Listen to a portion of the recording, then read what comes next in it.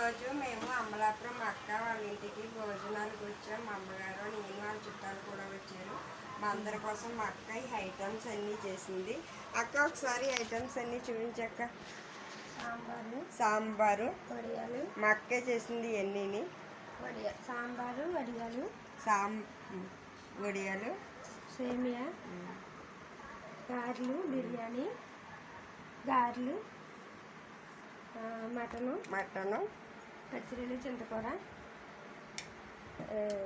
Chicken వేపుడి, చేపల పులుసు, fruits ఇవన్నీ మా అక్కే చేసింది. మా అందరి కోసం భోజనాలకు వచ్చామని అమలాపురం వచ్చాము మేము వాళ్ళ ఇంటికి. మా అక్క వాళ్ళ ఇల్లు.